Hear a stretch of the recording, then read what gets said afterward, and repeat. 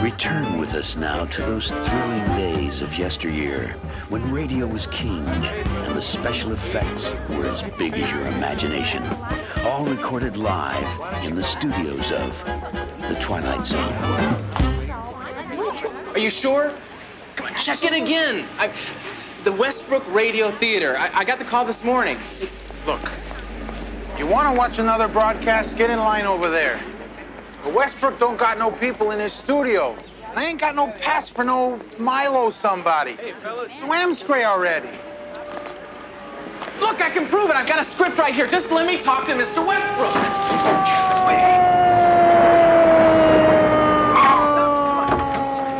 He takes her in his arms. He holds her close.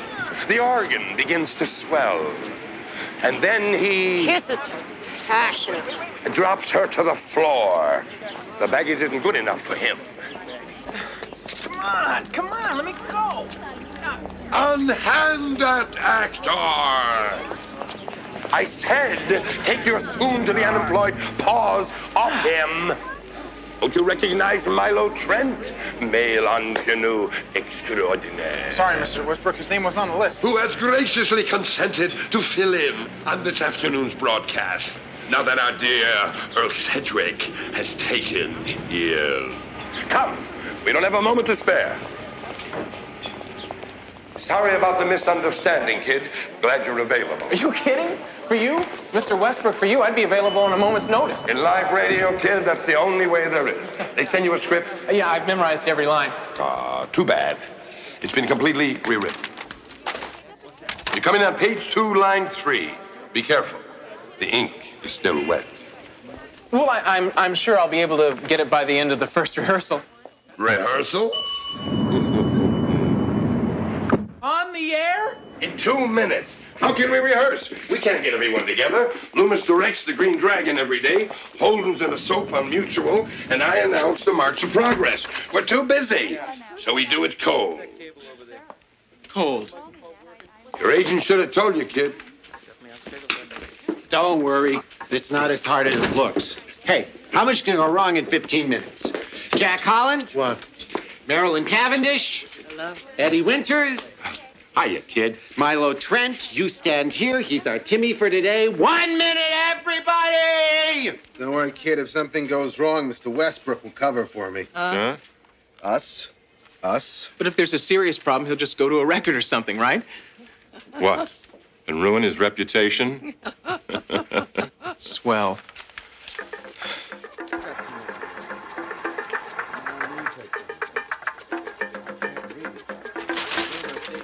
Those are African tribal drums? As long as it ain't Gene Krupa, who's to know? Now you know that I demand... Authenticity. That's right! No, I know. Well, then this you're gonna love. Huh? Voodoo fetish. For the Leopard Queen's ritual dance. I paid a pretty penny for it, I'm telling you, but it's worth it. It's the real McCoy.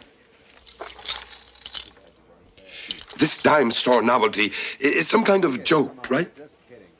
I won't fool around with that, Mr. Westbrook. The guy at the store told me it can do things. You're lucky you have an ironclad contract.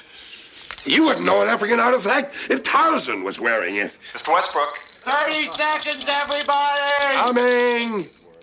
If I had one wish, it would be that every sound effect called for in this script would come from something real.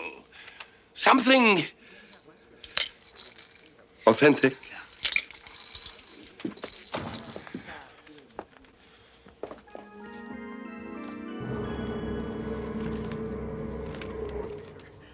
Are we on yet?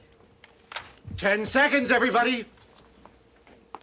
Relax, kid. There's nothing to be nervous about. Just stick to the script. Yeah, and if you need it, we'll help you.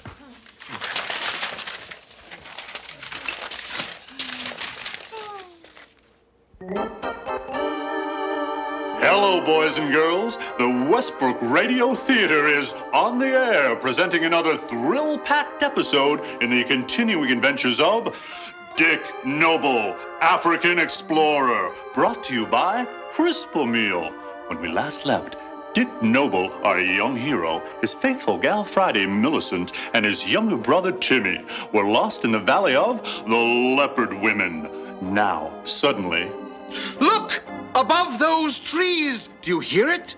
It's a vulture! Lots of them live on the banks of the Ubangi, don't they? Why, yes.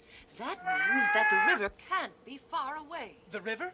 Why, if we're near the river, we're close to the waterfall, which means... Nelson, look, there's a bird in the studio.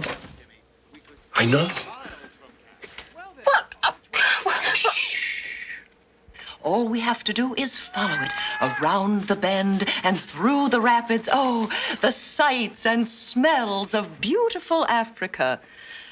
Perhaps the odds are that we'll soon find our way back to camp.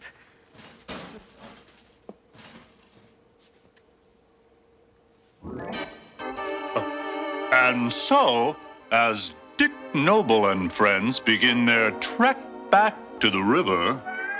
Oh, Dick, I'm so glad Father let me come with you. I've never seen such beautiful country. And I've never seen such beautiful eyes, Millicent. They rival the azure blue of the African sky. Thanks. Gosh, Dick, it doesn't look like the skies will be blue for long. The clouds seem to be moving in fast. I think there's a storm brewing.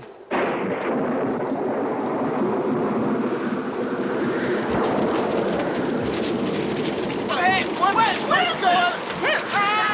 Nelson, what are we gonna do? It's raining in the studio. I don't know. Believe it. You're right, Timmy! But let's not let a little rain dampen our adventure! Listen! Do you hear them? Jungle drums! What could it be?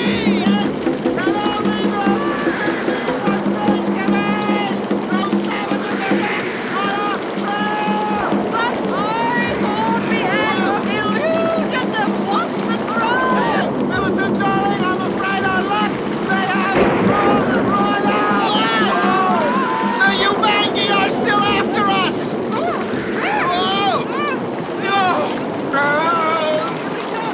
Running them in this rain! What?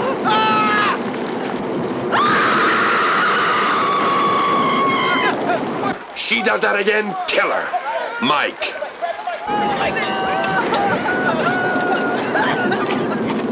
Wait, Dick! I think I was wrong! It looks like the rain's easing up a bit. Oh, actually, fellas, I think it's stopping altogether.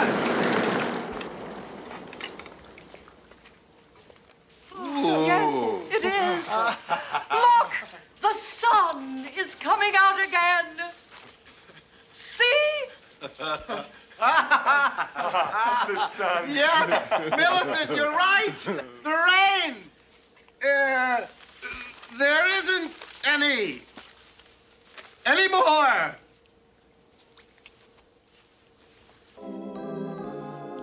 And now a word from our sponsor. Boys and girls, if you'd like a nice, hearty, nutritious breakfast that's also fun to eat, then Crispomil is the breakfast food for you. With all the deep down oat and barley malt goodness of your favorite hot cereal, but it's crunchy. So remember what Dick Noble, African Explorer, says, Crispomil. That's the one for me. Oh, and now back to Dick Noble.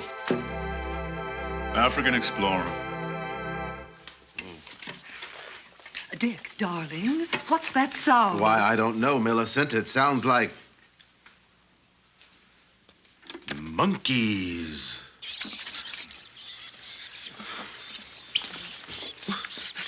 Why, over there, in those trees, apes, all kinds of them. Oh, good heavens, Dick. What shall we do? Are they dangerous? Tut-tut, Millicent. There's nothing to fear. Why, in Africa, the monkey is mad. This is magnificent. This is insane. We have got to do something. Why? It's perfect. Can't you hear it? The realism, the drama. It's Africa. Oh, Carla, the Crosley ratings will go through the roof. Nelson, don't you understand what's going on here? Every sound effect in the script, every time they mention it, it happens. I know, and I love it. I love it. Nuts! Have you forgotten what's on page 9? No, Dick, what?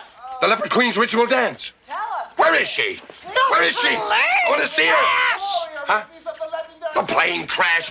So what if a plane crashes? Plane crashes happen outside. So does rain usually. Tell them! Did you hear that? Rifles in the distance.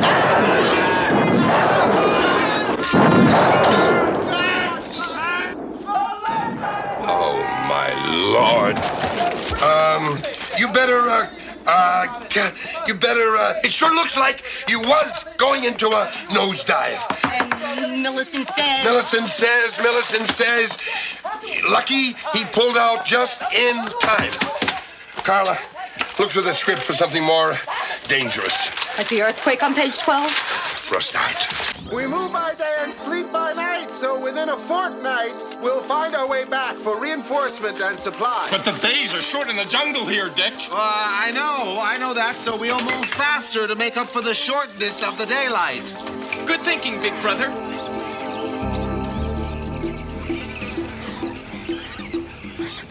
And so, Dick Noble and friends return a week later. We sure were lucky that time, huh, Dick? Right, Timmy.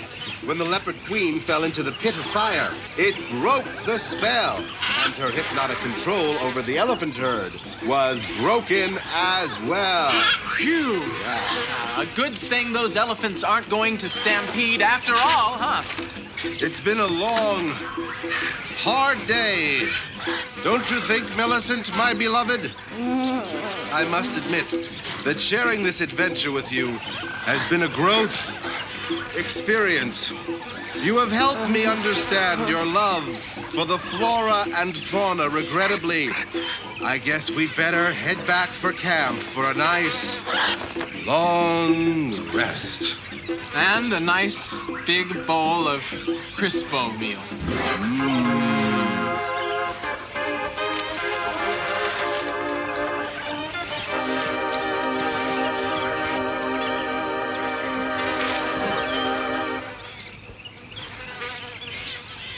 And so concludes another thrill-packed adventure with Dick Noble, African Explorer. Brought to you by Crispo Meal, the breakfast food that's fun to eat because it's crunchy. Be sure to tune in next week when the Westbrook Radio Theater will begin an exciting new Dick Noble adventure. Stop it! Invaders from Mars.